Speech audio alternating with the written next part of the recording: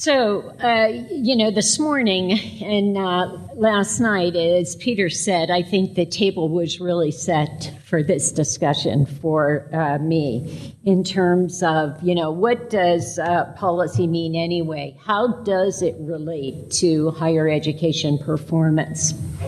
We really haven't taken a look at that for a very long time. So this study took place from...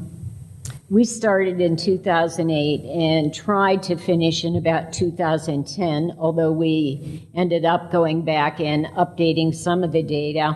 But we did examine a 20-year period from 1990 to the present, to as far as we could go with current data in terms of looking at higher education performance, looking at performance in key areas, the extent to which young people were prepared for post-secondary education in their state, the extent to which they actually enrolled and participated, the extent to which they completed their certificates and degree programs, how affordable higher education was for them in their state, and the final category that we looked at in measuring up, the final two, benefits and learning. So we did not look in this study at benefits and learning. We wanted to focus more on the educational outcomes.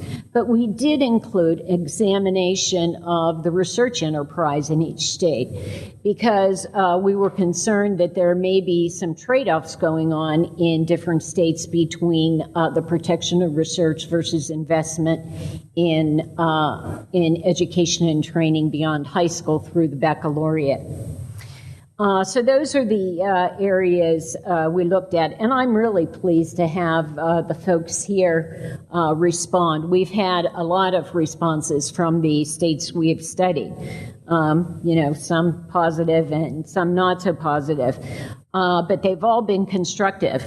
And so as I go through this, we can talk a little bit more about some of those responses that we collected along the way. So we had a number of publications that we released as a result of this work. One is a policy report called Renewing the Promise: State Policies to Improve Higher Education Performance.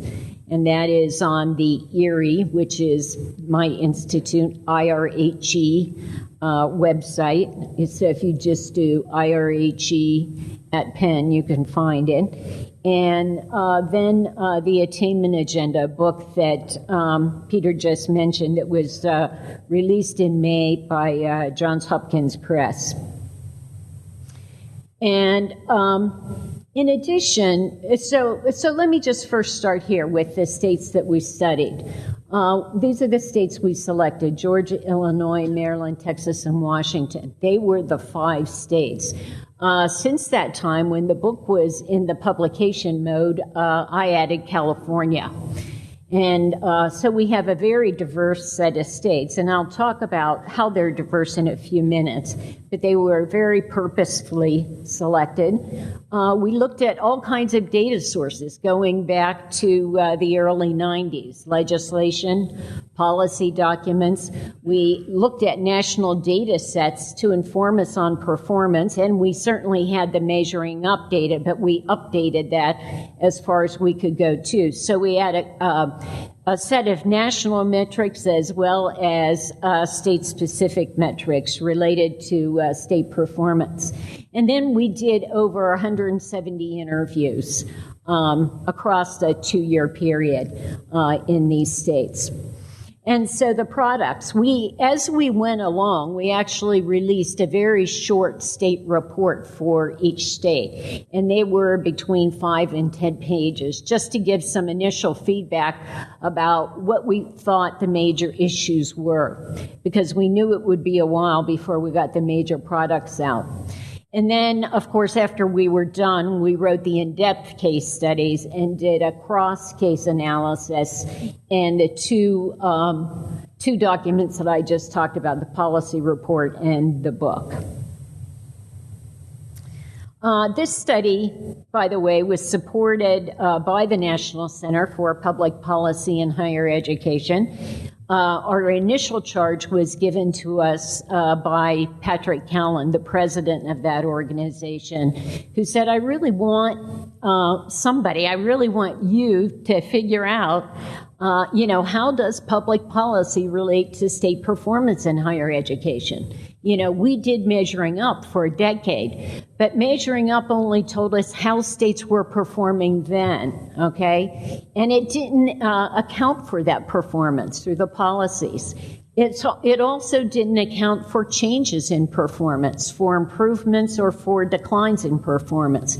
And so it was the intention of this study to add some rich, in-depth data to try to explain how these states, how the public policies in these states accounted for performance.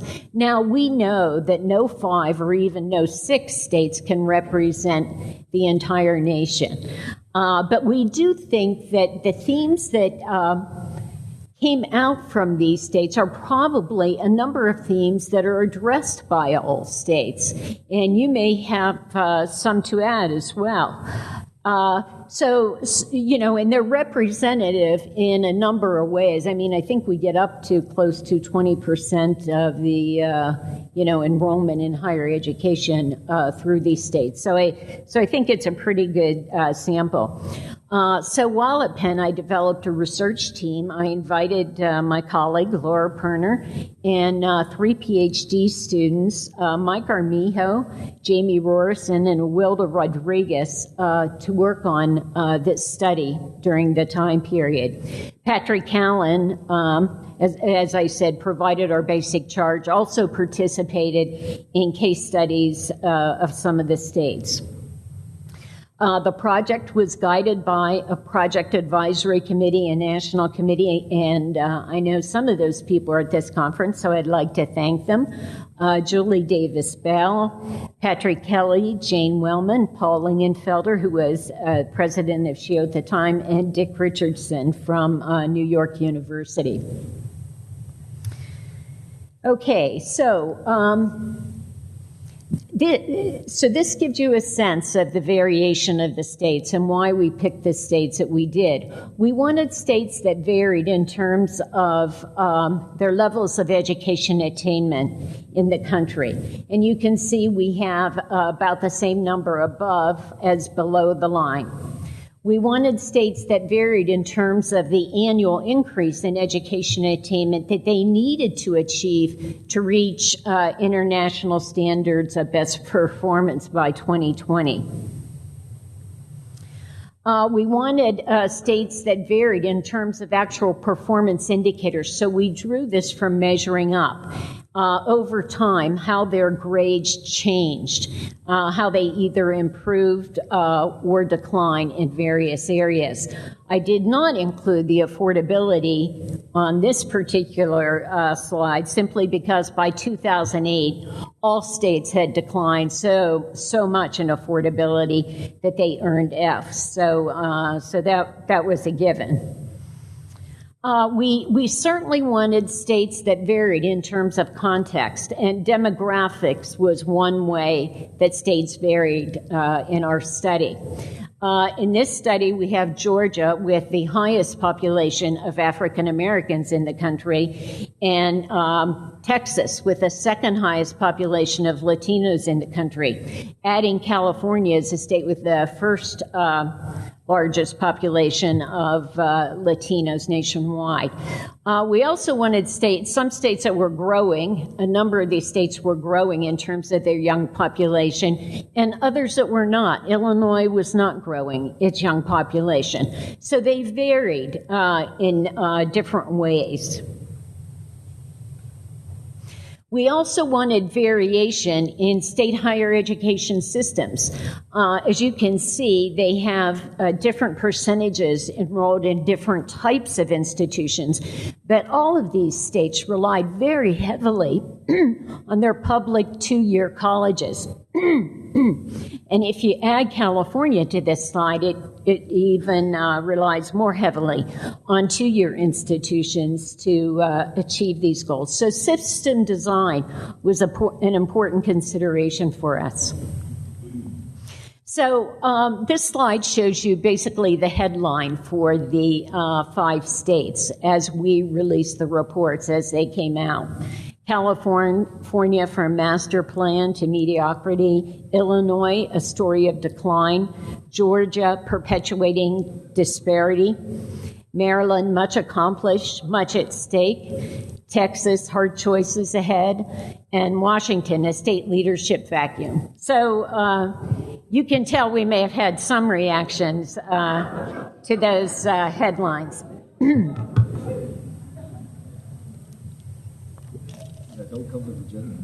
Yeah, so somebody had asked me, did you have any states volunteer for this study after you'd done it? And I said, no, we really haven't had any volunteers. And this is part of the reason. But this is also why you need an external group going into a state and really doing, I think, a hard assessment and putting it out there, both the strengths and weaknesses of each state. And each of these states have both strengths and weaknesses. And I hope to mention all of them today. But we try to take a really holistic approach to this study.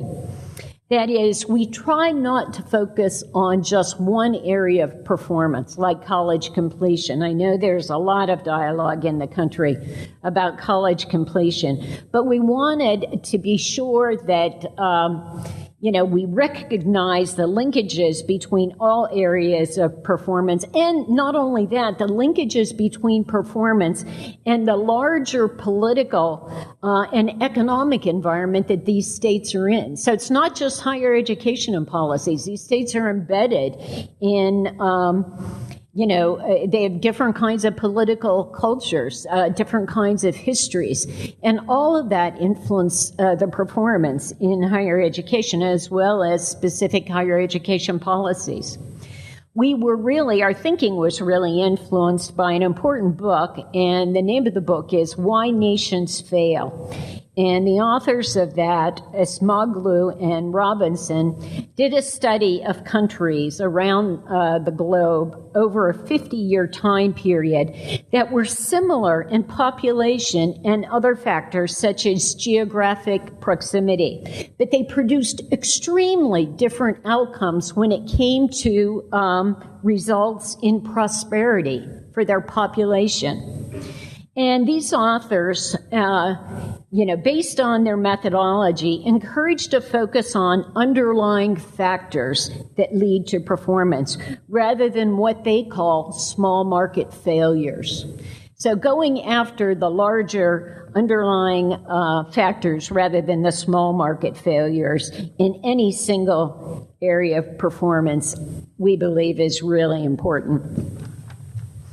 We also looked at macroeconomic theories regarding the role of the public sector that assume that the role of states is to increase both the demand for and the supply of post-secondary education in order to improve both individual opportunity and economic competitiveness. And so we'll talk more about that later.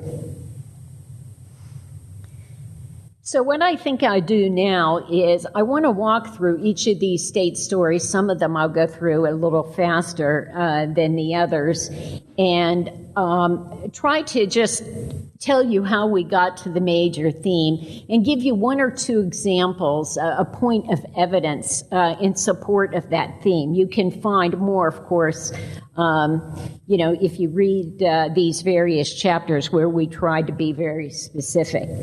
But the first is California. And let me say before I even start, the danger of doing case study work is the minute you're finished with a case study and send it off, it's out of date. So we understand that, but we thought because we took such a long time period that many of these factors are still at play in the states, even though there may be a few new policies in place. There are obviously new initiatives. There may be new actors. There are, in fact, new actors in some of these states. But that's part of, the risk of doing this kind of work, but I think also the rewards, too. So California, we feel like California's performance in higher education can be explained by three different factors. The first is a complex political environment and political indifference. So California is called the direct democracy state. Okay, and what we don't really understand are the indirect costs of direct democracy on the population. And this really picked up steam in the 1970s with the passage of Proposition 13 that eventually swept the country. It was the taxpayer revolt limiting property taxes and requiring a 2/3 supermajority vote in the legislature to pass a budget. By the way, that latter piece has just changed. And so that's very significant for California. But as one respondent to our study stated, each ballot measure either mandates some policy, some budget expenditure, or some new set of laws, or prohibits something. Thus, each restricts the powers and choices of elected government, state and local, to respond to future and often unexpected situation, which in turn makes elected officials less able to respond. So you can see that what we've done is basically tie the hands of state government to govern over the many important policy areas of California because the voters at one time didn't trust California because property taxes were going up too much. And now we're living with that. I think Suzanne talked about those kinds of policies this morning that you end up living with, sort of the accretion. And that has created serious problems, not just for higher education, but for K-12. But in higher education, instead of the long-term planning that California was once known for, it has now developed mostly short-term fixes negotiated separately by each public segment of higher education and the current governor. This has been going on since 1992 through both Democratic and Republican administrations. And the result has been a decline in affordability, particularly during the recession, where we basically just closed down enrollment in public higher education and said, we can't help you anymore. Okay, the next big theme in California is the ineffective transitions from high school to post-secondary education and from 2 to 4 year institutions. This is a theme that has come up in a number of other states. But California needs to do much more in this area. With regard to high school to post-secondary education, you may recall that California was an early leader with its early assessment program in the California State University, so that they were assessing, providing the CSU placement exam to high school juniors, who had taken end of course exams to see if they were ready for college level coursework. They have since suspended this project because they are waiting for the assessments to the Common Core. We found that in a number of our states. Many of our states are we want to wait and see what happens with the Common Core and these assessments before we move on this initiative. It's very problematic also in the area of 2 to 4 year transfer. In spite of recent legislation to improve transfer, it's still a maze of agreements between individual institutions that must be navigated separately by students and through prolonged negotiations between and among each higher education segment, a very expensive and not effective way to provide pathways for students to receive an education.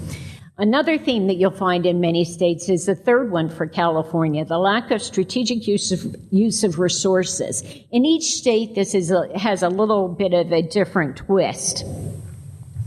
But in California, there's a desperate need to examine how funds are appropriated to both institutions and to students, and to make sure that funds get to the people who need them. One of the bright spots in California is the financial aid program, the Cal Grant program, that unlike many other need-based financial aid programs around the country, was able to maintain some purchasing power during the recession, made into an entitlement. So that really did protect some students if you could actually get into an institution of higher education. One of the responses we got from the University of California, of course, is, we talked a little bit about how the finance policies that the state has and that UC has actually protected research at the expense of undergraduate education. And the response back was, well, you don't understand us. We're a research university, and the federal government pays for research, and the state pays for undergraduate education. It's the state funds that were cut, and that's why we're in the spot we're in. But what people in California don't understand, what legislators in California don't always understand, is the state support for research. It's a difference between the teaching load between somebody at UC and CSU, between teaching 4 courses a year versus 8. That's a state subsidy for research, and we give it across the board, regardless of how productive you are in research. So that's a big finance issue that has been overlooked in California and even misunderstood by its chancellor. Georgia, the big contextual issue in Georgia that the state has to deal with is the historical legacy of segregation. Georgia's performance over time has improved, but the state still performs well below the national average in most areas of performance. But in the 1980s, Georgia was released from the federal oversight, the Civil Rights Office, and found in compliance. Nevertheless, very large gaps between African Americans and whites still exist on almost most important metrics of performance. When we were in this state, we were almost dumbfounded at the fact that after extensive interviews with people, the issue of race was just simply not mentioned, except for one person in the University System of Georgia office at one time. This will be in contrast to Texas, where they are so focused on race and closing the gaps. So this history of segregation can explain a lot in terms of state performance and how they need to deal with it. And it's reflected in different ways, and I'll get to those in a minute. But I want to talk about Georgia's strengths, because this is very unique in Georgia. Not that Georgia has strengths, but the particular strengths are unique. Georgia has very strong policies on the relationship between higher education and economic development and workforce readiness. Georgia has 2 big initiatives. One is the Georgia Research Alliance, that is an alliance of public and private research universities. It is limited in membership intentionally. And by doing that, Georgia has prevented mission creep at the research level. And this alliance is a 501c3, but it was started with grant monies from the state, and it helps institutions to write competitive federal research proposals, to collaborate on those proposals, and to avoid duplication. As a result, Georgia's take in federal research dollars has skyrocketed. So this is a very important initiative. Another one is Quick Start, a program put in place in the late 1960s, actually. It's a state program to attract businesses to Georgia, and more recently to attract high-end manufacturing. And what the state does is, if you're a company, a high-end manufacturing firm, and you want to relocate in Georgia, they'll train all your people at the Technical College System of Georgia for free. Okay, that's a big perk. And in some cases, they will give you land. And this has first of all, resulted in new industries in the automotive, aerospace, and biotechnical areas. And it's also created some real middle-class jobs for Georgia. So this is a really unique finding, I think, and one of the things I hope that the state can preserve. Okay, and finally, in Georgia, the absence of policies to ensure adequate preparation and smooth transition between the education sectors. Georgia needs to do much more on college readiness. It has not moved enough, in spite of being an early leader in these conversations for many years. It is a race to the top state. It is working on that. The big area of disconnect in Georgia is students who earn a degree, or a credential, at the technical college institutions could not transfer to a 2-year college in Georgia and retain any credit. They had to start all over again. And the majority of these students were African American, they were older students, and they were students that we really needed to get through the pipeline.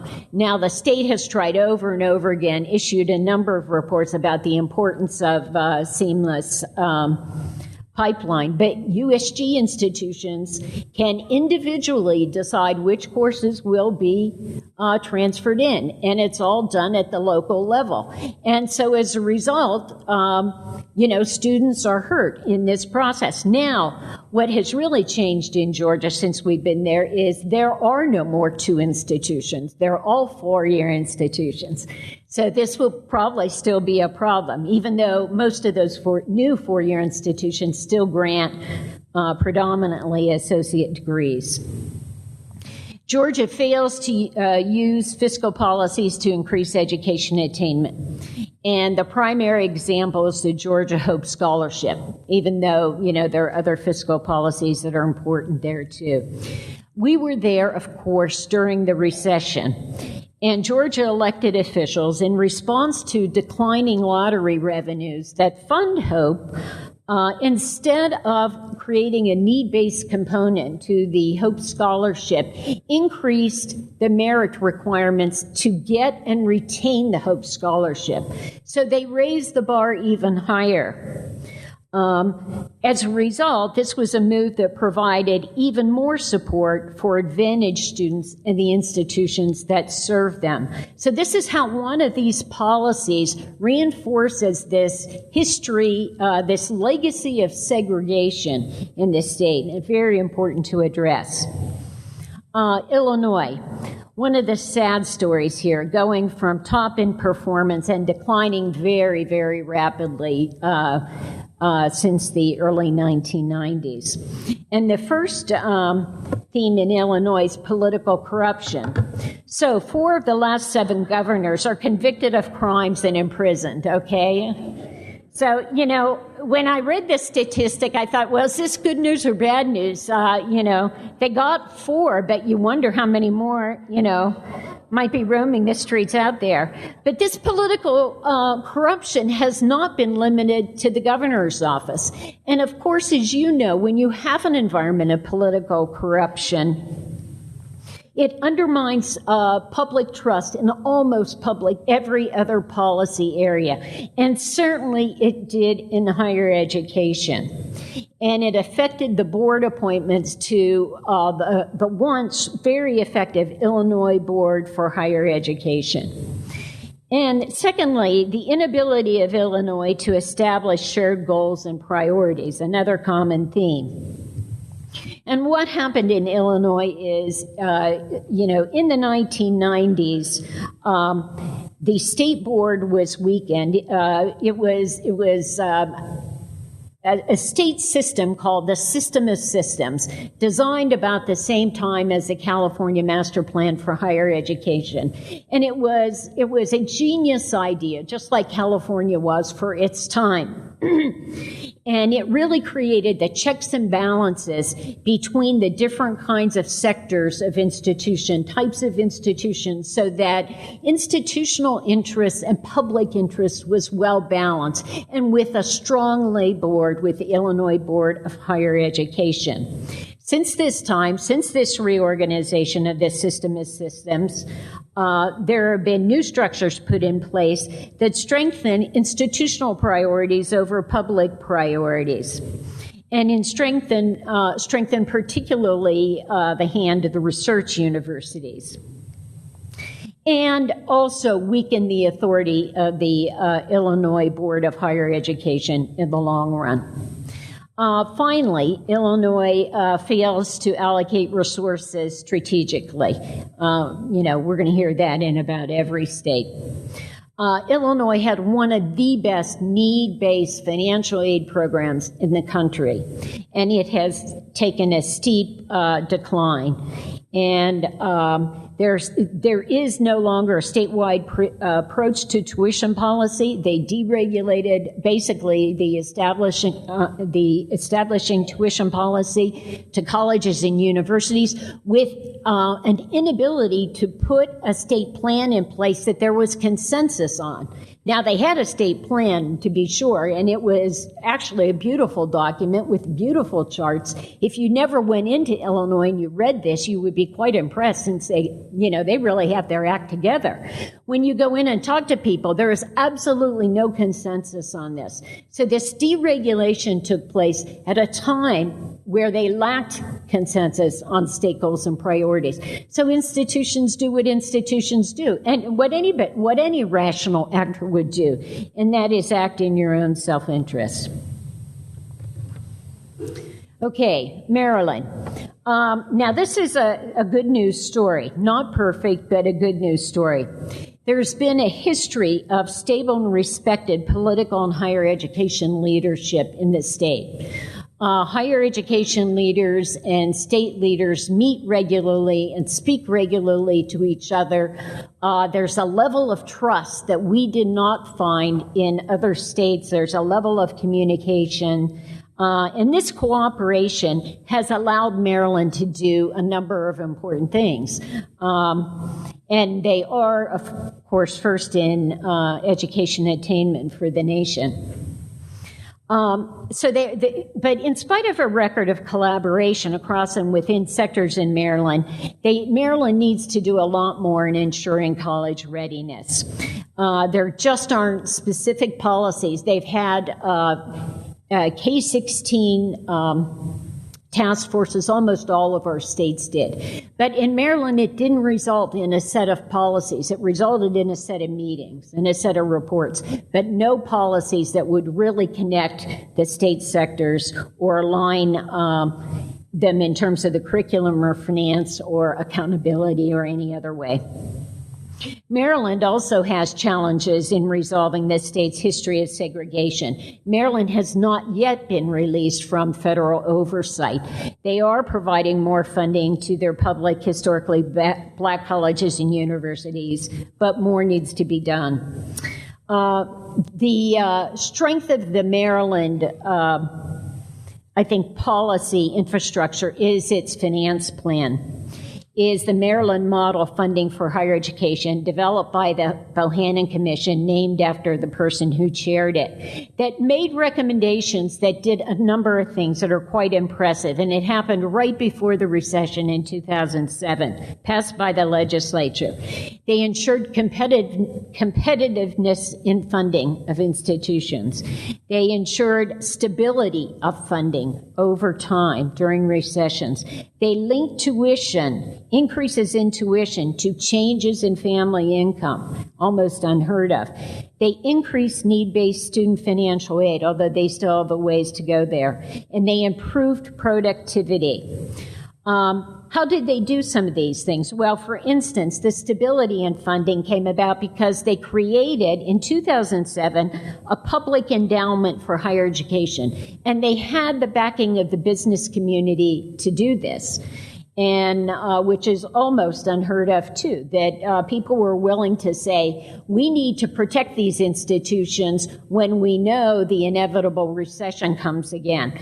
And in spite of the fact that they were going into recession, they were still putting, that endowment was still growing, but very slowly. It probably will be growing much faster now. So I'm anxious to revisit Maryland and find out which places, if this this strategic model of finance is all still in place and where they've gone with it. Okay, Texas.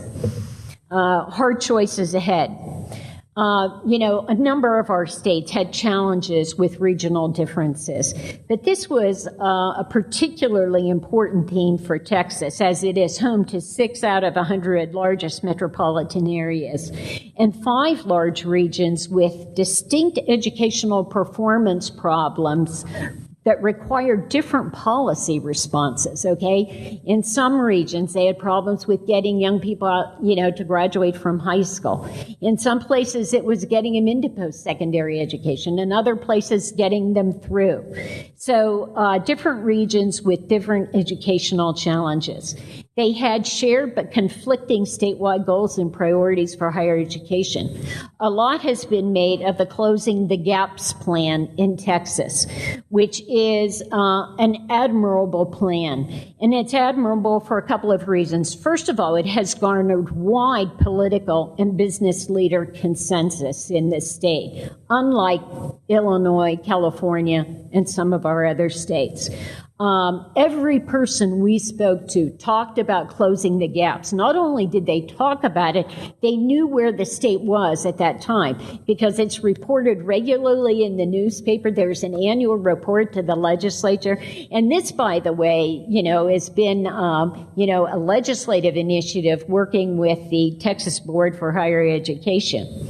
So this was very impressive.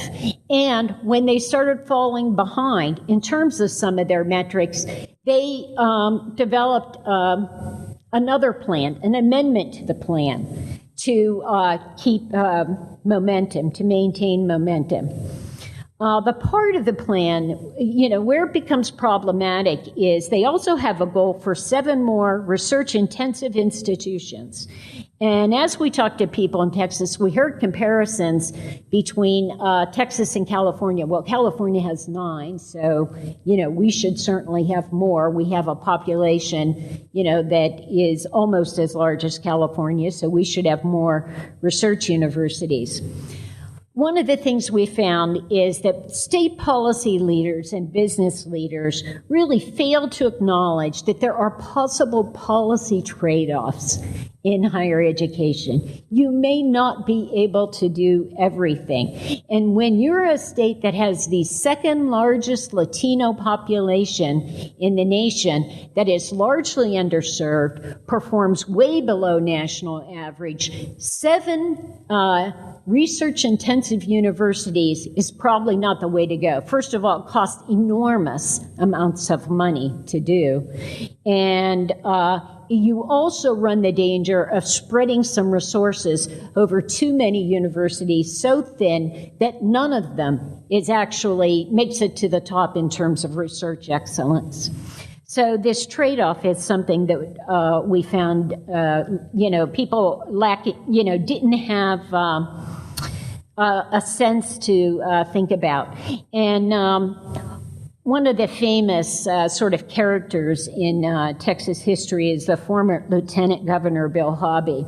There are so many famous characters in Texas history, right? Anyway, when the passage of this law happened to create these 7 institutions, they actually repurposed some of their public endowment money for comprehensive institutions to research universities. And Hobby said, "Tonight's passage of Prop 4 sends this important message. Texans understand that more nationally recognized research universities will retain Texas-grown talent, recruit top researchers who will generate billions of dollars in economic growth and create more high-paying permanent jobs." So this is a line that many governors around the country will buy without looking at the rest of the population and the needs for education for the rest of the population and how you actually create a balance between these needs. Texas has generated some real opportunities, though, through their college readiness strategies, and I want to say something about that because they've made more progress than any of our other study states in terms of being very specific about standards and assessments for college readiness in English, language, arts, and math, and developing end-of-course exams to measure those. And this is, again, broadly supported. The legislature is the primary driver of this K-16 reform agenda, not the K-16 roundtable that convenes in the state.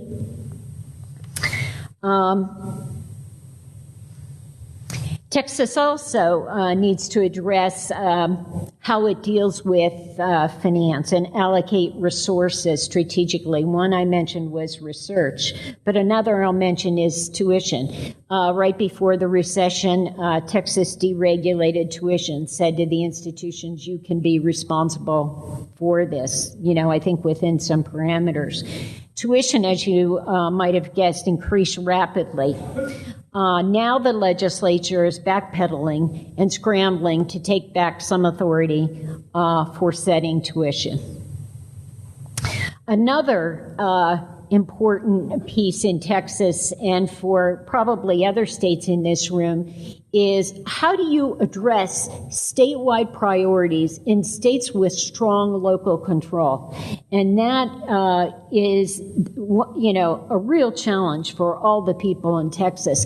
Most students in Texas are enrolled in the community college system.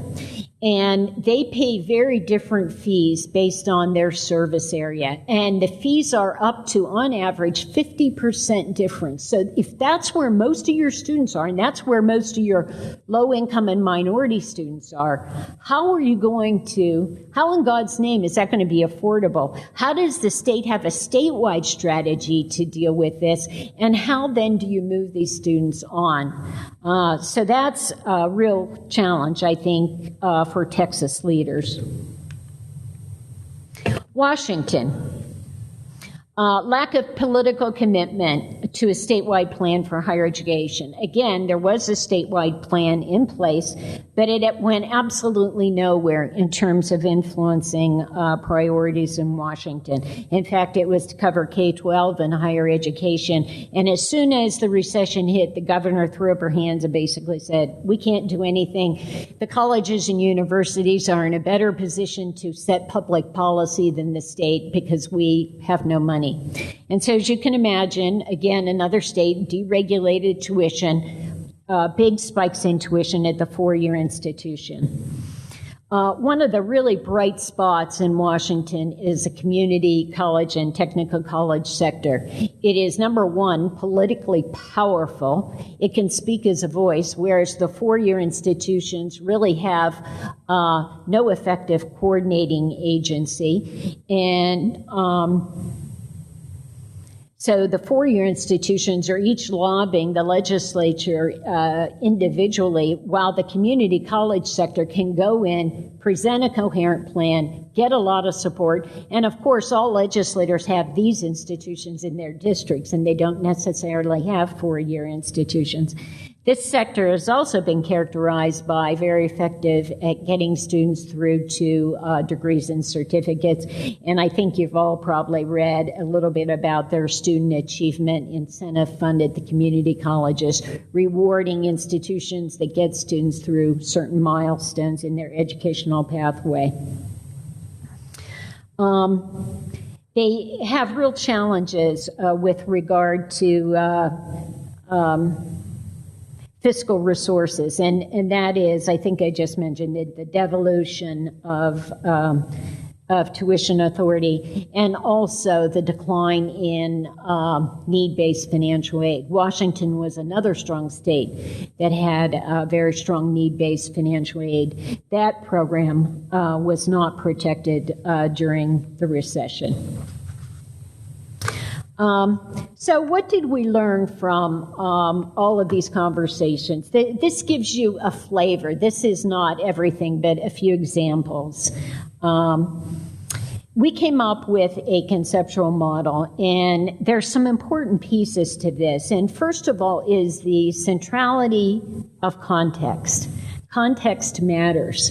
So when colleges and universities complain that governors come home from an NGA meeting or an NCSL meeting with their new idea of the day and want to, plop it down in their state, they get really frustrated. And you can understand to a certain extent that frustration because and it's not that ideas are bad, but every idea has to be developed within a political and historical context, and they simply can't be transplanted. So it also means there's no silver bullet, and we need to be really careful about peddling silver bullets, around, and this is best educational practice. And we can learn from that, but what we ought to learn about that is to ask, well, how does this relate to our context?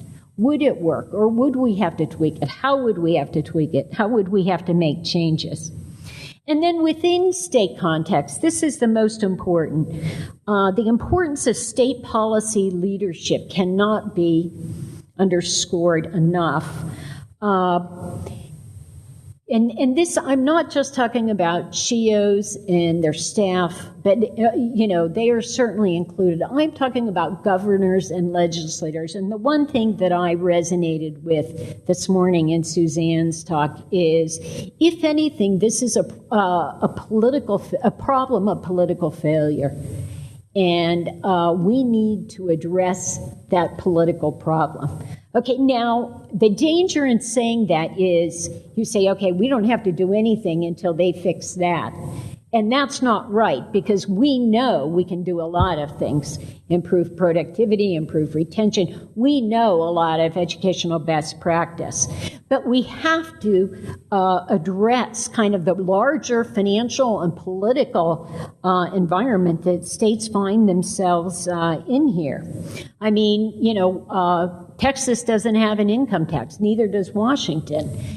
So you think, okay, and California has a very imbalanced tax system because it's, they've really frozen revenue from property taxes, so income is taxed a lot, and it fluctuates a lot because of capital gain. So how do you create a revenue system that can pay for public services?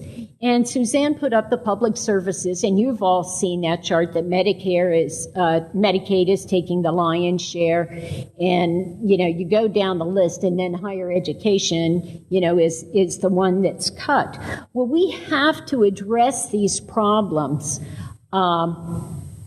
for the state. What surprises me is that, we really haven't had a conversation about how states have taken on a major role of domestic policy for this country since the early 1990s. State budgets have more than doubled, okay? And we still have some states where, okay, our legislative session is 44 days, and we don't have any professional staff, by the way, and we have to pass, X number of bills.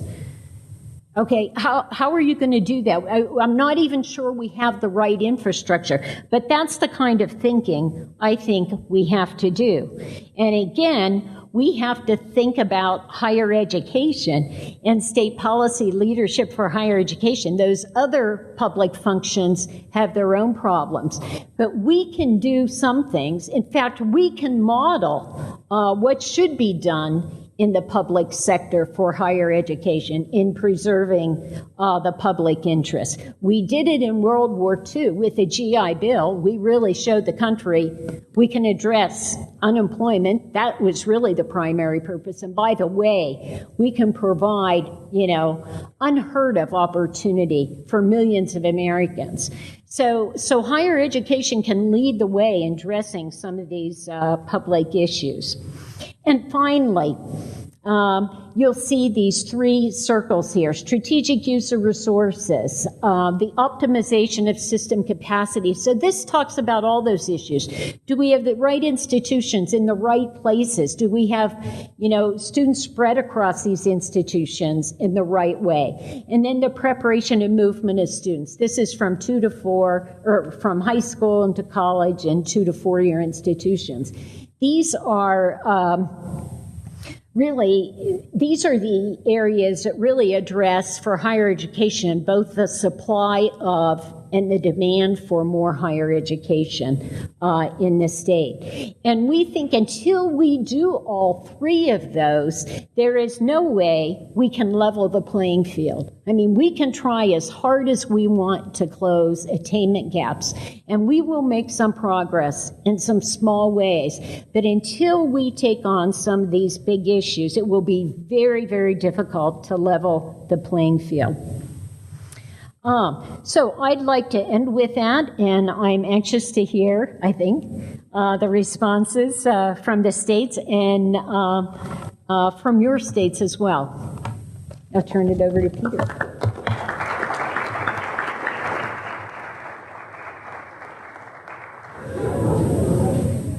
Okay, we're going to start with the state of Washington and have David Prince give a couple of brief comments and be preparing your comments and questions so we can have a discussion on this. So David, turn it over to you. This is on. Folks can hear? Nope. Now?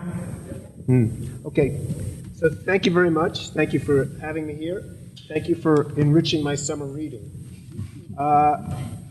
Summer reading to me, I love travel reading. I love thinking about places I'd like to be. I'd like to think about where I am as well. And I think it's that context that I'll use for the remarks I have here. First off, thank you for your compliments of the community college system. I was asked to be on this panel as a representative of that sector, and despite the title of the vacuum, there were solid remarks for our system, and I think they were well justified. I think the system, has always been responsive to state policy. It was created out of a state policy for broad access to education, and it certainly met that through many of its formative years. When the worker retraining issues were put on its plate by the legislature, it responded to those issues. It continues to move forward. It continues to make strategic use of itself as a system, and it makes strategic use of information. We've been matching data since 1996, looking at wage outcomes of our graduates since 1996. We've been matching with the welfare system since TANF reform came about, looking at how we are impacting that. It's led to a BFED program that's the model of the nation. We've been just started. We have now a longitudinal data system in place as well through the Office of Financial Management that will enrich our data, but we've been matching with the 4 years as well. 40% of baccalaureate graduates started at a CTC in our system, and we look at that regularly, and we look at that in terms of credits accrued and majors and diversity and equity. So we've been following these issues for 20, 25 years and making strategic use of information, and that's been very critical to everything.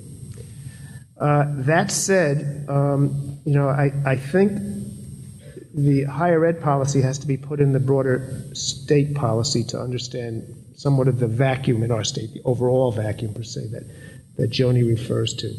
First of all, we have no income tax. We will never have an income tax in Washington state. We rely totally on sales tax.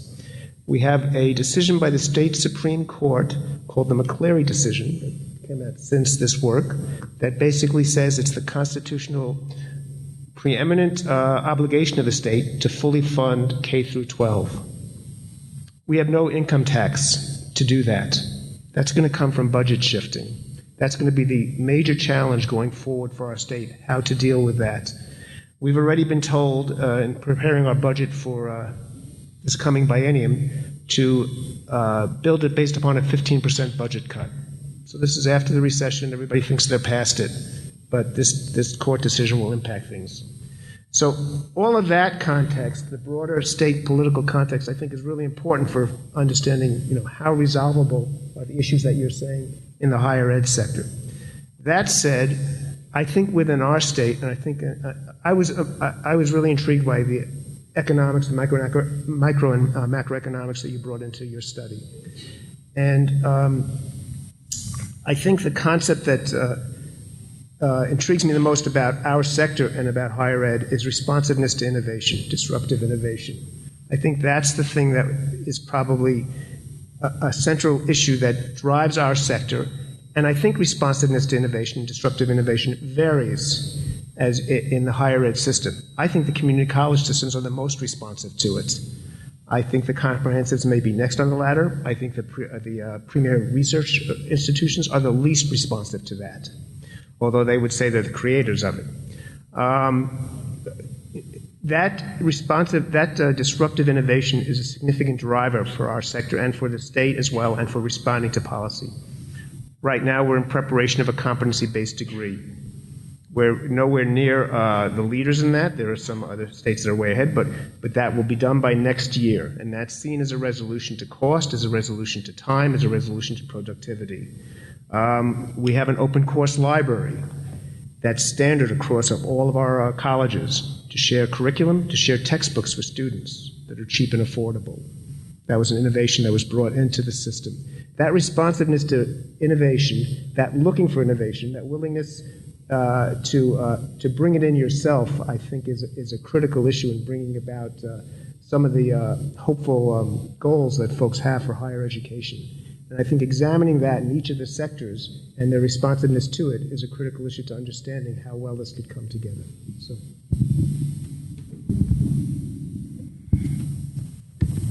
Thank you, David. We'll turn it to Kathy. Kathy Schultz from Maryland. Thank you very much. And thank you, Joni, for this study.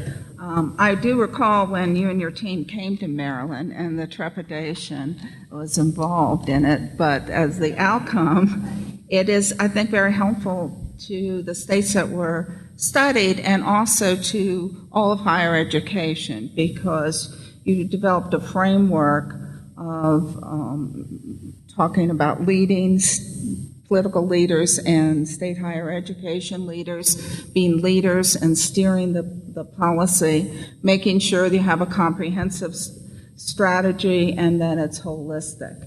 And as Joni points out in her book, we are very blessed to have a governor and legislators who really support higher education.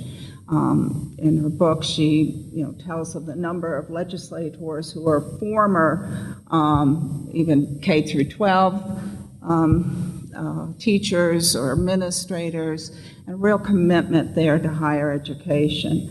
In terms of affordability, which also affects closing the gap, where you ended on in your talk, Governor O'Malley started out in his administration by freezing tuition for 4 years. Thereafter, by then we were in the recession for some time, and we have had 3% increases across the board. But we've been working very hard at keeping the affordability down. We also have good coordination, and I think it's a strength, and again, you mentioned it in your book, among higher education. Now, you had some criticism of our then P16 council, and I do know there are people in Maryland who feel that the council writes a lot of reports and doesn't carry through. But there certainly are many examples, including the associate degree of science for engineering that goes as a package from the 2-year into 4 years, that were initiatives of P through 16. Governor O'Malley changed made it a P to 20 council. I think we were in a race with maybe Oregon to be the first one to do that. I don't know who won, but it was an important idea to think about it, the spectrum being longer. Governor O'Malley added some business leaders, the Department of Labor Licensing and Regulation, and the Department of Business and Economic Development. So we are focused more on the stream now through the workforce, and in combination with those in our state who wish to get workforce training rather than a BA, because BA or a master's are all workforce training of some sort. But we're looking for every Marylander to have a credential of some sort, whether it's a certificate, a degree, or a degree. In addition to the P20 Council, we have, which is a vertical organization. In higher ed itself, we have some horizontal organizations like our Segmental Advisory Council. This is a group that represents the community colleges. We have an independent association of community colleges, the private organization of our nonprofit institutions, the four-year institutions, the University System of Maryland, which comprises most of our institutions, Morgan State University, our urban institution. It's one of our four public, historically black institutions, and St. Mary's College, which is our public liberal arts honors college. So we come together, and the commission, and we come together once a month and discuss policy matters. And the leaders of these sectors, the chancellor,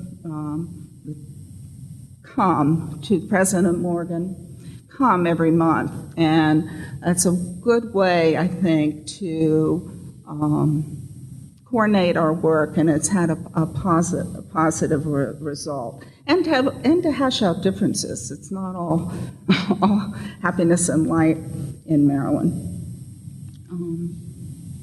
We also, and Dr. Finney points out in her book, our finances are linked.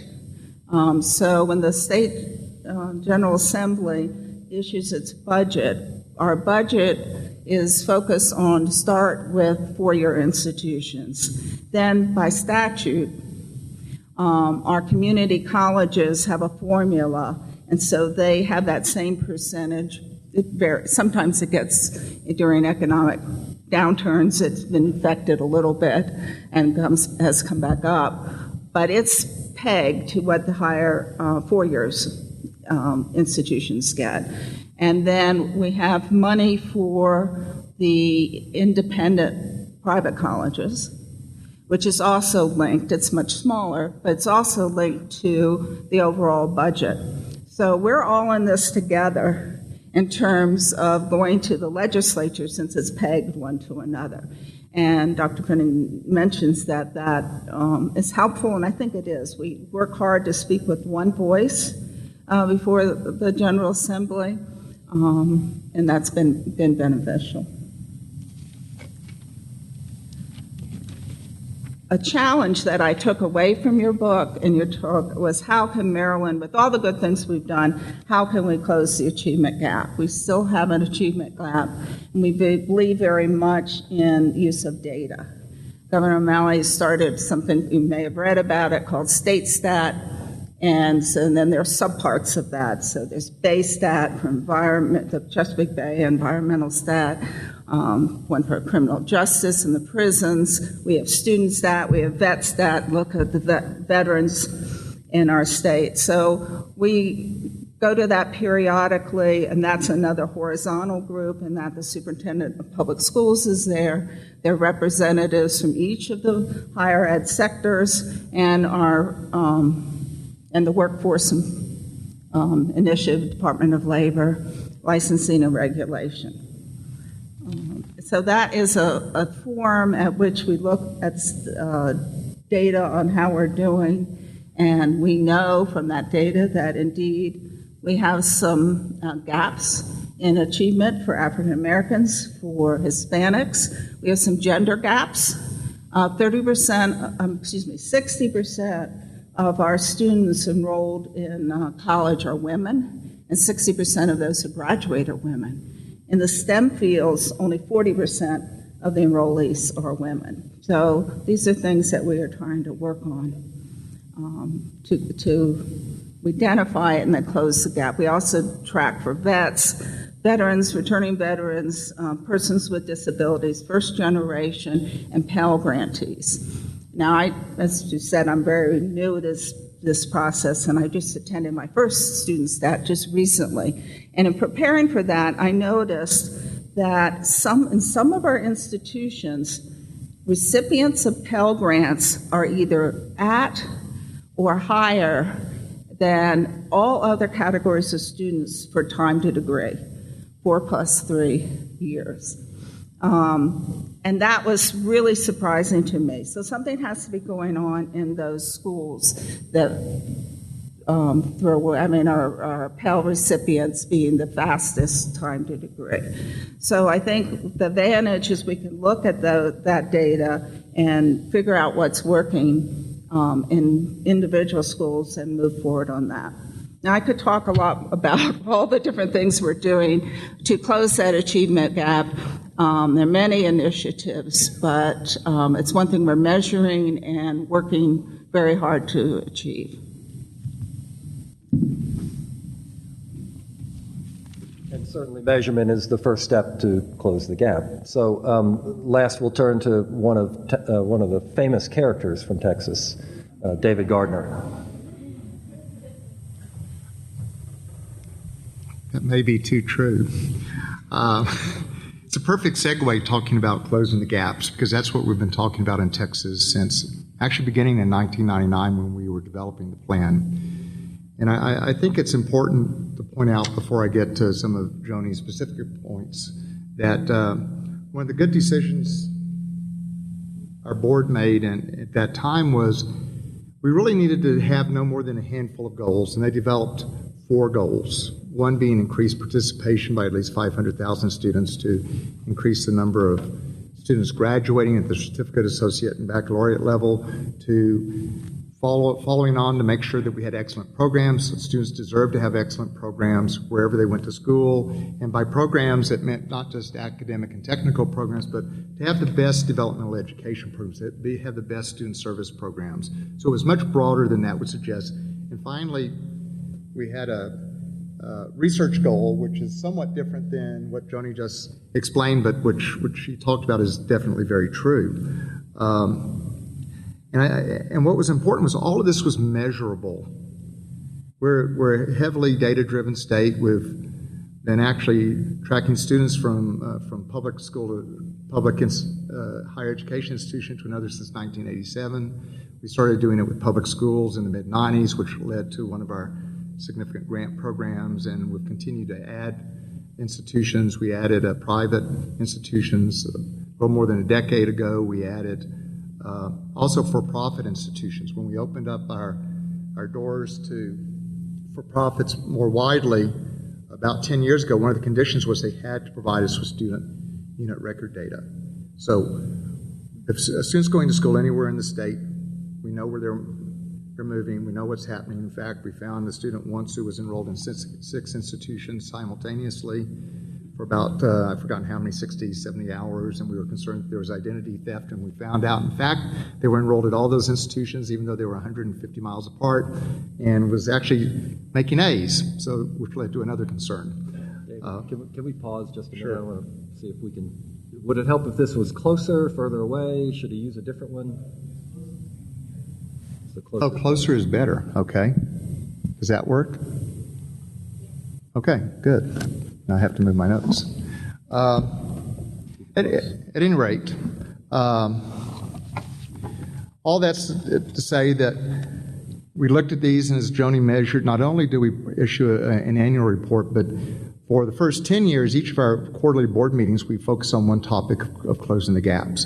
So we evaluated it by quarter. We have an annual meeting with regents and trustees. They heard where they all stood at that point, not to mention numerous trips around the state, which were very important to keep people online. So Throughout the process, I think Joni was talking about silver bullets. I mean, we sort of emphasized that there were no silver bullets, and in fact, when people would bring in ideas from other states or from within our own state, that we had a very heavy program evaluation component, so that we really look at those programs and what part of it really works and what doesn't, and we've learned a lot of lessons through that process. So we've made important progress. Let me talk about some of the things Joni was talking about, which I think were important and provided challenges for us. The challenges associated with regional differences. You know, in Texas, it's easier for me to get to New York or LA than to Brownsville by air. It will take me less time. That's reality, and it's not a major difference, but we all know you have to get out to different regions of the state. Recently, I went to Midland, Odessa with the commissioner of the Workforce Commission and the Texas Education Agency, and until you go there, you can't understand what's happening with the oil boom. When you get there and talk to people from business industry, students, faculty, and learn that they can't hire teachers because the cheapest rents are $1,800 a month in Midland, Odessa. You can't understand that until you go there, that they're converting nursing homes into apartments for teachers. So just going out and understanding those regional differences are important. From data, the data is important in understanding those as well. If you look at the data in terms of college-going rates, the border institutions look very good. In fact, for years have had some of the highest college-going rates from their high schools. But when you dig down into the data, you realize the issue is they're losing far too many students before they even get to high school graduation. And typically, high school graduation rates look specifically at those who are the successful students. So we have to do a lot of data mining. We've been doing it for years. In the past year, we get together on Fridays from 10 to 12, and we're staff across divisions, and we ask questions about the data every week. It's been mentioned that we, focus a lot on minority enrollments. We are falling short of our participation goal, primarily because of Hispanic students. So we're looking at ways to bring students in, to bring forward, to achieve our goal by that time. We've found in looking at that data and looking at regions that we hear a lot about $80,000 jobs for high school graduates because of the oil industry. Because of our data from the Workforce Commission, we can't find those jobs. We think it's a bit of a myth, but we had to change the way we thought. We suddenly realized that a $25,000 job is a lot of money to a high school grad. And we had to change the way we thought. And so that constant working with the data, asking questions, and realizing there are things about regions we don't know has been helpful, but it provides a real challenge as we go forward. Shared but potentially conflicting state goals and priorities for higher education. That's absolutely true. I do want to mention that the legislature has decided that we will have, at some point, 7 more research universities. That's not part of our goal is the state plan for higher education, but it is definitely set legislatively. There was a session this morning I didn't happen to attend, but where the title suggested to me that if you put certain things on the table, there could be consequences you don't imagine. When we developed our accountability system, we knew that many institutions weren't compared fairly because they had different makeups, they had different purposes, their students were different, and we developed various categories. So we had research institutions, we had a group called emerging research, comprehensive, on down. We had about 7 groups. And the real intent was so they would be compared with each other. What we didn't anticipate is the legislature would look at that emerging research group and say, well, perhaps we need to take them to the next level. So that has, in fact, happened. I will say, when I first heard actually Pat Callan talk about this to our legislature a few years ago, some of the focus was on, at that time, not so much the dollars, but on access to higher education. And in Texas, if you want to go to a public university, you can get into one. I mean, it's true. I mean, we have some institutions that may have 5,000 applicants and 20 won't be admitted. So you can find a school where you can be admitted. Community colleges are our main access point, and I should say since the beginning of closing the gaps, we felt that they were the major player in what we were doing. We expected at least 70% of our students to be in community colleges. It was 50 at that time. It is plus 70 now. But we didn't anticipate that. So there are things that you can do with actually a good reason. We knew it wasn't fair when certain institutions will go into the legislature and say, well, why aren't you graduating as many students as the University of Texas at Austin? Patently unfair that students were different work patterns, various things. You all know those. So, there is that problem. I am really glad to hear that everybody mentions closing the gaps when you come to Texas, and we had to work really hard to do that. Somebody this morning, our colleague from Kentucky, was mentioning needing to learn how to sing, and I think what we did early on in the process was it was a chorus. We really had the public schools, the colleges, universities, the private institutions, even businesses, the chambers of commerce who we work with closely, singing together as a chorus. But money matters, and as you know, when our budget hit a wall about 6 or 7 years ago, that chorus began to break into soloists and duets and maybe the Beach Boys. So that's a danger, and we have to realize that budgets tend to triumph very often when people are sort of trying to get at the same money, and that's become increasingly a problem in the past few years because of budget limitations.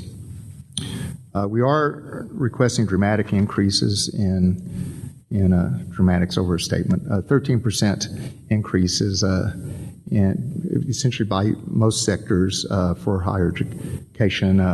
That's a little deceiving in some ways, though, because 13% for the community colleges doesn't go as far since their funding is so much less to begin with. Our medical schools are getting a disproportionate increase, if one might think. It's about 18% more.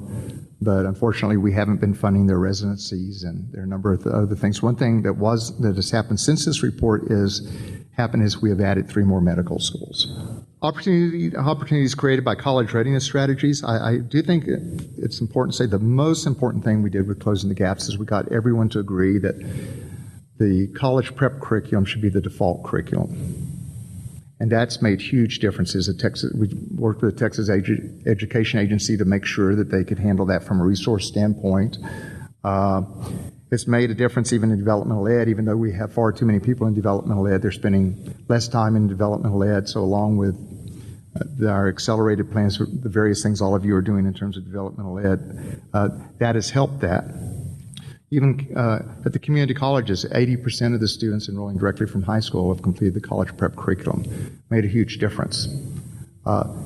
Changes, I should mention, this last legislative session, there's a bill called HB 5, and so that is no longer a requirement. It's not the default curriculum. So there's a new curriculum in place that has different frameworks, and because a segment of the state felt that we were encouraging too many people to go to college. Now, for those of you that are at community colleges, you'll be disappointed to learn that what we figured out is they didn't think community colleges were colleges.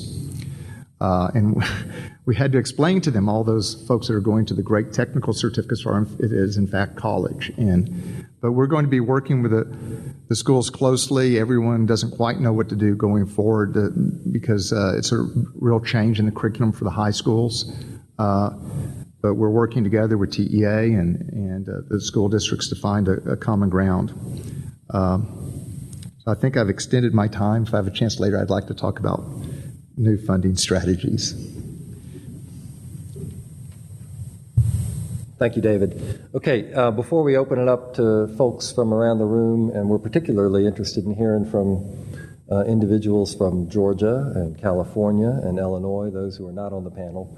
But of course, we want to hear from all of you. But Joni, I want to just turn it to you very quickly and see if you have any quick response to what you've heard from the respondents.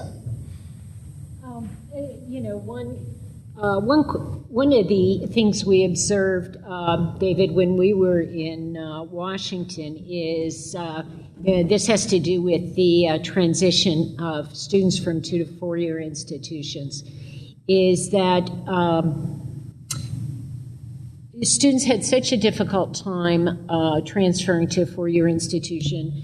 And Washington, in the 1990s, built out its research sector into branch campuses. And that really hasn't accommodated the need for education because they want to be treated like research universities, our faculty want to be paid that way. They want to have teaching loads the same. So we heard that the transfer destination of choice was the University of Phoenix. We have since been told now that that has switched to Western Washington, Western Governors University. Is that the reality in Washington? Not quite the way you're describing it. I think the University of Phoenix was a high transfer point at one point, but I think that had to do with our large military base presence and folks going overseas. Because most of those folks, I think that was part of that. That said, Western Governors University has come on board. It's one of those innovations that has been accepted.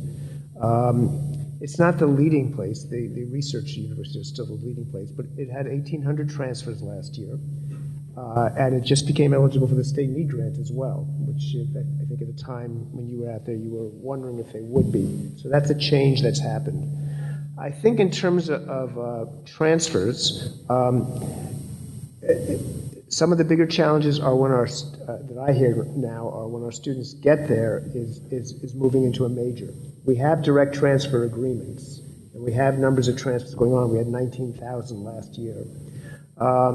Some of the issues of transfer are interesting. Our BAS program has grown significantly since you've been out there, or the Applied Bachelor's program.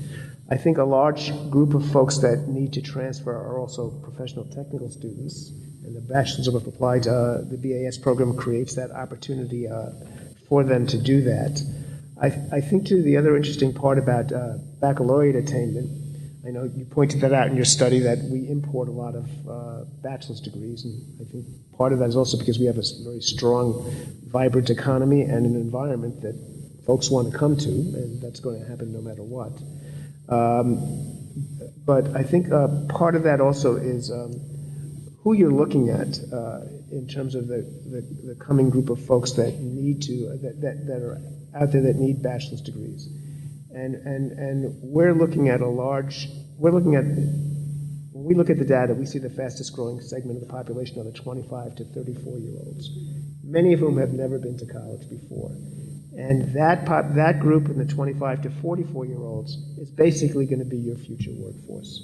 So I think the community colleges are very much focused on that group. I think the 4 years look at it from that different point of view. They look at the high school pipeline or possibly recovering someone. There's a mismatch there, I think, and I think there's very much of an underserved population. I think it's the population that we're aiming at is the underserved population that needs the bachelor's degrees. Yes, so I think this leads us to, the issue of system design, that there are some real flaws in the system design in Washington, that it's a state with the highest level of education attainment, but one of the lower levels of baccalaureate degree production. The irony. And we can't get people from the 2-year institutions into the 4-year institutions. And so let's have the 2-year institutions offer baccalaureate degrees. Also a solution that Texas is adopting. And we have to be careful about this because it raises a complex set of issues about further mission creep. And is that something we want to live with down the road? I mean, we're creating a workaround because we can't fix it over here, rather than fixing some of the underlying causes. I disagree that it's a workaround. Okay, go ahead. We study those programs. The earnings gains from those programs and the economic benefit from those students is quite substantial. So I don't think it's a workaround. I think it's a solution for a population. But their earnings degrees would be substantial if they went to a 4-year too, right? If they transferred and graduated. They offered it there. The BAS program, I'll go back to the issue of innovation and locally responsiveness. Many of the BAS programs are very locally defined. I don't know if a 4-year an institution is capable of doing that or would do that. So I don't look at it as a workaround. That said, it is something that's under study in our system this year. The issue of mission, the issue of how do you fund it, the issue of the differing tuition and so forth. There are issues around it. But I think from the student's point of view, it's an extreme benefit. These are also, again, place-bound folks too. So the institutions are near where they can go. They're near their workplace. They're designed for their workplaces. I believe it's a somewhat different kind of delivery than just saying, well, if a student could transfer to the 4-year, the regional 4-year, that would meet their need as well. When I read in your report that for reaching you were concerned in your book about geographical almost discrimination, where people who lived in certain parts of the state weren't having access to education. And you made reference there of a 2-year college offering bachelor's degree.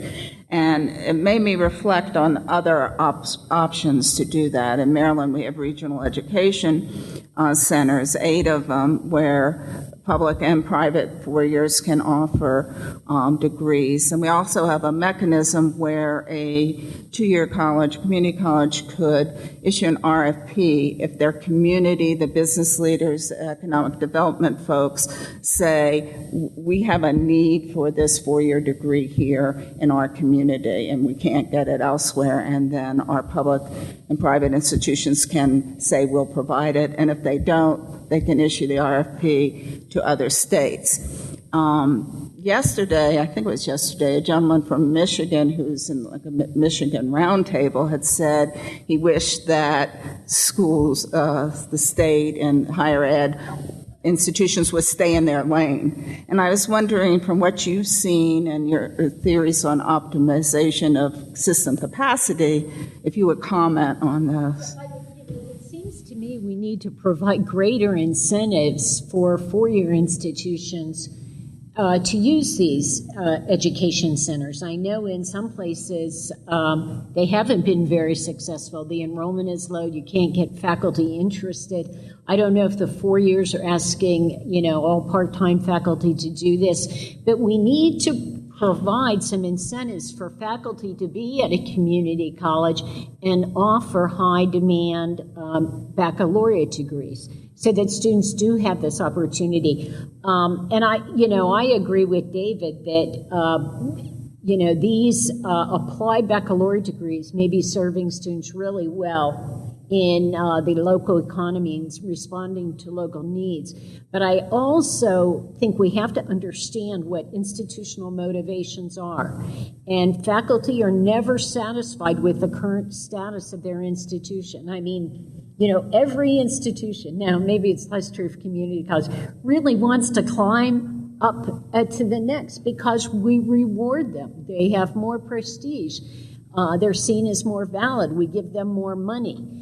And so I think, rewarding some of these other kinds of mechanisms and encouraging them to happen, and maybe even reconfiguring a system so that they do happen, is one option we should consider.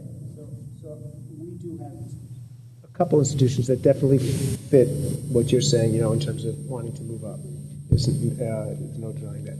I think it's also important to, when you look at this, though, again, I'm going to come back to this concept of innovation. It's the professional technical students that these degrees are created for. It's not the transfer students.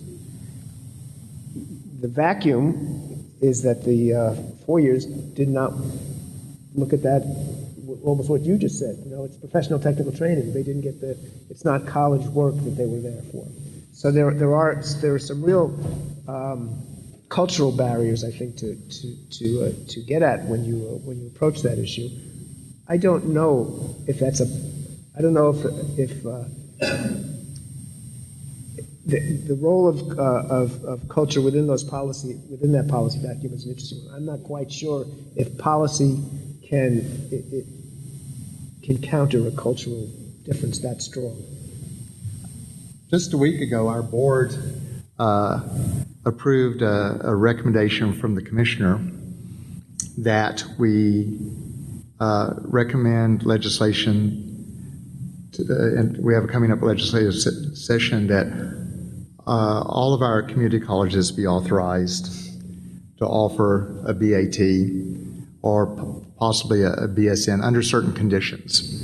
And we worked with the Rand Corporation on a study in which we interviewed a couple hundred people statewide.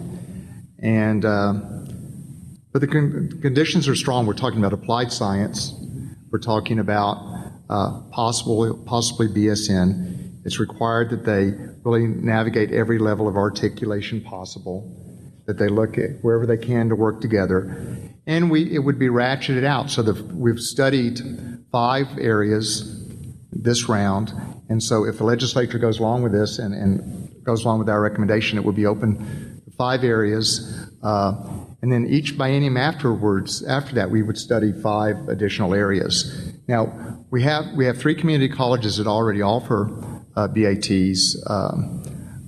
They were authorized to offer up to 5, but not one of them has reached 5 yet. So we've found that schools don't rush out to do these things.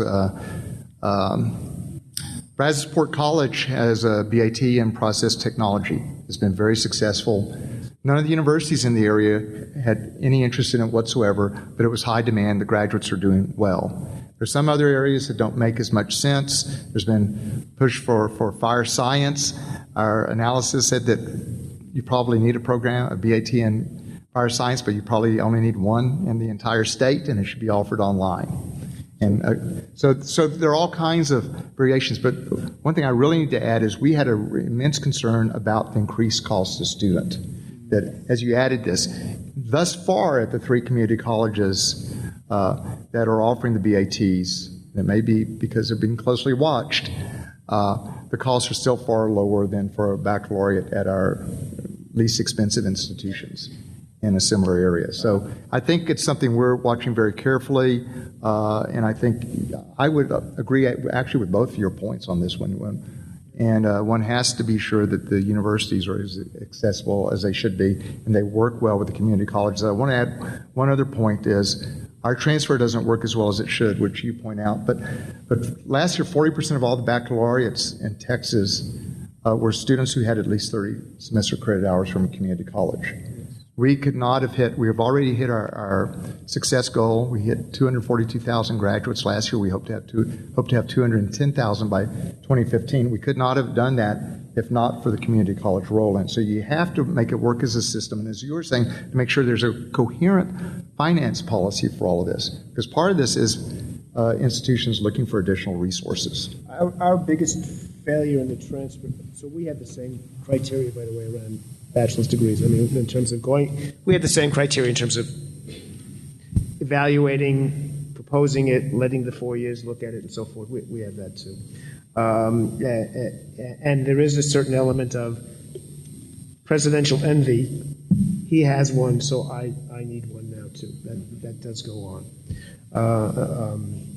With all that, I think our biggest failure in the transfer area, I think it's within our sector. It's not the articulation part, and it's the fact that people fail to get the associate degree.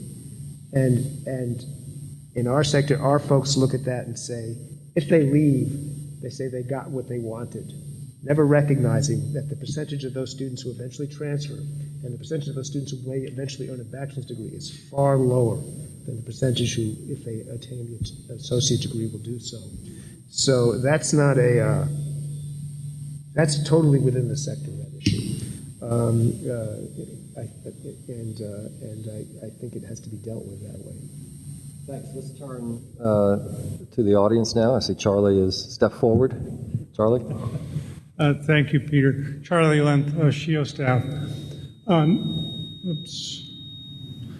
First of all, thank you for your thoughtful comments, and Joni, thank you for your years and years of study of state-level policy in higher education, and I'm glad we're all learning from it. Given that this is a SHEEO meeting, and acknowledging that in each of your states, we call our member there the SHEEO, but you call them something else. But that's fine. I would like you to address as closely as you can what difference you think the SHEEO agency structure itself makes to these various aspects of performance in education that you're talking about. And to help engage the panel, let me just toss out some impressions, because there are some contrasts at the table there. David Gardner, I'd certainly characterize Texas as a relatively large and strong coordinating board, and by large I don't just mean large in numbers, but large in scope and responsibility, even though you have 5 other systems, 2 of which are extremely large, that you contend with in Texas. And in Washington, and not to sound negative at all, but there it's been quite unstable, the SHEEO entity and leadership over the years, over the decades, as a matter of fact, and not very strong, struggling to define its role, and recently more or less put out of business with a new agency in place. And Catherine, with respect to Maryland, I certainly think your focus on collaboration is true. There's been some instability in the secretary, or change in the secretary's position, but it's essentially a stable office. And you've dealt with a very strong system in your university system with a lot of an unusual amount of collaboration. So we've got 3 different patterns at the table, and I wonder if you could each comment on that. Thank you.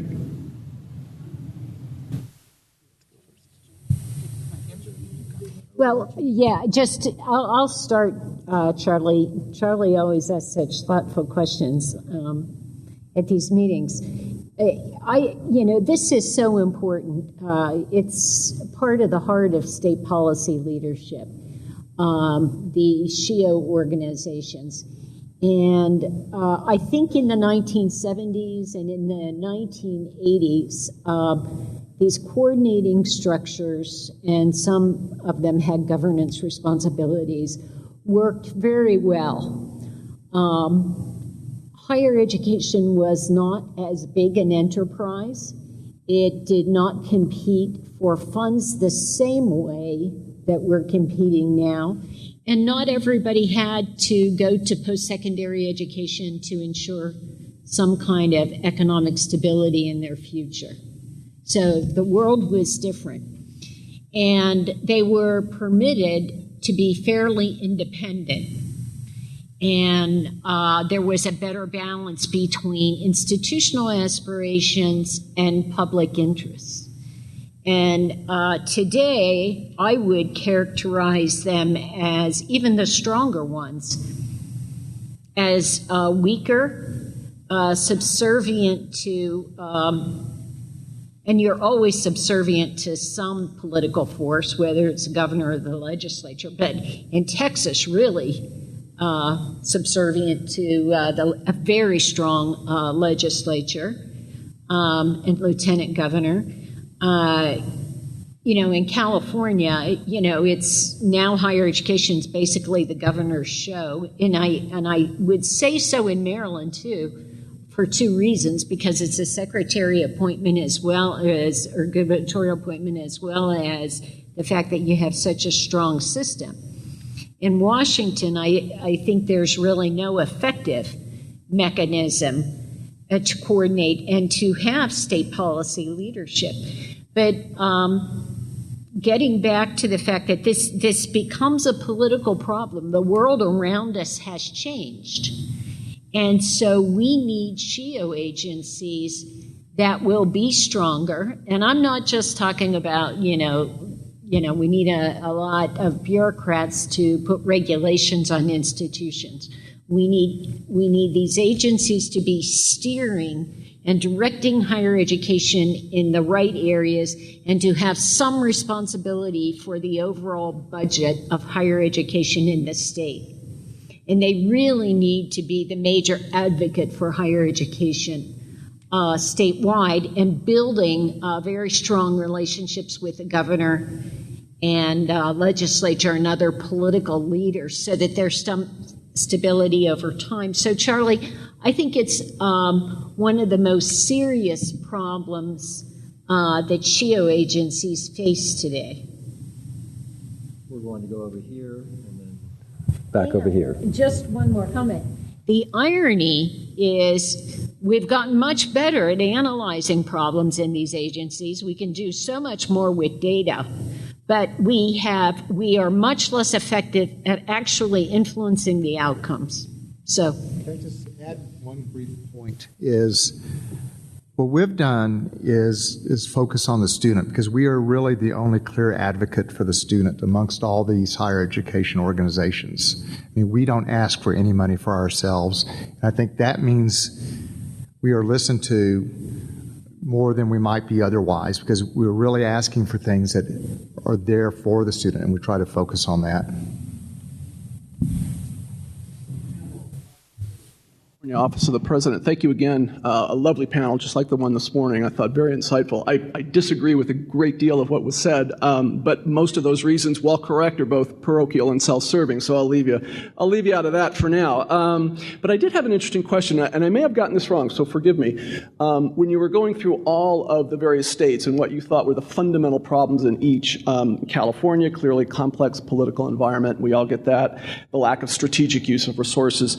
But the one that I thought was unique to California, and I don't know that you applied it to others, was ineffective transitions from K-12 to college and 2-year to 4-year. And I was wondering if, in fact, that was true. What was uniquely problematic about the California plan that you and your colleagues sort of zeroed in on in the report?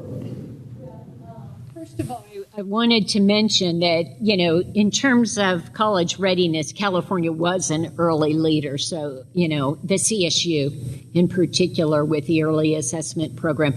But they've backed off on that, waiting now for the Common Core. So there's really nothing in place. Secondly, the master plan was really designed, of all systems, to move students through. And California, like Washington, is a state with fairly high participation rates, but fairly low completion rates. And I think part of the reason is this disconnect between the 2- and 4-year institutions, and that these transfer agreements are negotiated locally, even though they have common course numbering and things like that. It's really still up to the student to figure out which specific course matches a specific institution or a program within an institution, and then try to match up the most credits with the institution that will take the most. And this is putting a great burden on students who may be mostly first generation, low income. And so that has been a real failure, I think, even in spite of the recent legislation to improve transfer. Now they're starting to move toward some discipline-based transfer degrees, like, the AA or the, AS degree, where all 60 credits would transfer if you earned a degree. And I think that there's some discussion in California about you would have priority at enrolling in a CSU if you came with the associates versus trying to transfer before. So those things may help. But so the reason I picked on California there, I did mention some other states need to work on it, but California of all states was designed to make that work, was supposed to be this grand system where students would move up through the levels, and that just is not working today. We'll have a comment here, and then I think, Julie, you'll get the last word. So we have about 8 minutes. Go ahead. Okay. My name's John Enriquez, and I'm from the Maryland Higher Education Commission. And what I wanted to ask about the fact that you found, in your study, you found so many states where strategic use of fiscal resources was a problem. And I wondered if you had found anything, if you had identified any reasons for that. Are there structural reasons, political reasons? Are there things out there, historical reasons, that prevent this? I would also welcome if the other panelists want to say anything about why it's difficult in their states, and if it didn't seem too self-serving, I could ask Secretary Schultz to talk about why Maryland was so great at it. So, but thank you. I think that there are historical reasons for this, and we're living with how we've always funded higher education based on enrollment. That wasn't a bad plan for growing these institutions when we were in an era post-World War II of institutional growth and capacity. That, in fact, turned out to be a very good plan. We're in a different area now where we're trying to increase sort of the utilization of the whole system and maximizing more degrees. And so that alone is probably insufficient. We're also in an era where we are in fierce competition with other public services. We've also become an industry that is allergic to a discussion about productivity in higher education. And until we deal with that, I think what was so interesting about the Maryland example is during this tuition freeze, Britt Kerwin, took the bull by the horns and, really redid the system and made major improvements in productivity. He showed a good faith effort that higher education's willing to respond. It doesn't mean we don't need more money, but we're going to do our part too. And I think he got that back, from the state saying, this is important to us, this is value to us. It really builds trust. So I think all of those reasons are part of it. Then I would just say the big contextual factors are these imbalanced public budgeting policies that we have that make it difficult, challenging in California, in Texas, in Washington, to count on a certain level of revenue from year to year. Because, if income taxes go down, you're screwed in California. If property taxes go down in one of your states, it creates a huge problem. So we haven't, and then our public budgeting strategies, of course, are, even at the state level, are not matched to the new economy. We don't, tax a lot of internet. We don't tax high-end services. So we're not even taxing, the tax system that we have isn't even following the economy we now have. So that's sort of the macro level problem, and then just the budgeting policies, and then how that filters down and plays out into higher education. That may be more than you wanted to know or too convoluted. Kathy, you want to add anything from your perspective on that issue? Why is Maryland more successful than others? I think it does go back to having the support of the governor and the legislator and a belief of the citizenry that higher education in general is important. Survey after survey shows that Maryland citizens are willing to have their taxes raised to support K through 12 in particular. But I think that is just why higher education also is supported by the public. And it makes it easier for the politicians, obviously, if that's what the public thinks. Any other questions then? Yes. Well, I'm from Illinois, so I'll take the risk of speaking about Illinois. So the comment about political corruption, one thing I would note is we currently only have one former governor in prison. Actually, ironically, here in Colorado, the governor before him has served his time and is released, so that's good. I do think that there has been a lot done to try and address political corruption in Illinois, but we have a ways to go. And I think overall your comments about kind of the decentralized nature, the schools themselves have a lot of power, set their own tuition, drive a lot of that. But I think there's also been a lot of effort in Illinois to improve the coordination across K-12, higher ed, onto workforce. And we still have a pretty high attainment rate that is continuing to improve in Illinois, and we have adopted a 60% by 2025 goal. We have a long way to go. You also mentioned the needs-based grant program, which clearly has suffered from a reduction in purchasing power, but the General Assembly still appropriates about $373 million a year that helps about 140,000 low-income students go to college each year. So while it's suffered from the budget crisis in Illinois, there still is a huge bipartisan commitment to financial aid for low-income students that I think will help reduce the achievement gaps over time. I'd say Illinois is still structurally challenged by a budget problem that has not recovered from the recession, and we have huge unfunded liabilities for pensions and other obligations that are going to keep that a challenge. But given that constraint, I think there's been pretty good support from the governor and the General Assembly for dollars for higher education. We'd like it all to be more. I think there will be move over time to try and provide more centralized control around higher ed, but it is still a very important thing in Illinois. Thank you. Julie, did you have a comment on the session, or were you going to lead us to the next?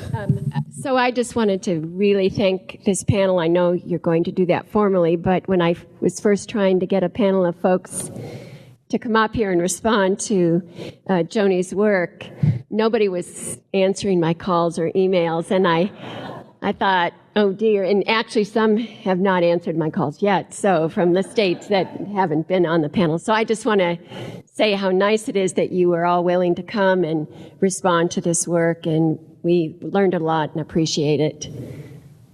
Thank you. I would just comment that we're hearing from a handful of states and of a study of a handful of states, but what we've learned in the past hour and a half, 2 hours or so, I think we can pull things from that and apply to all of our states. And for that, we should be grateful and thank our panel. Thank you very much.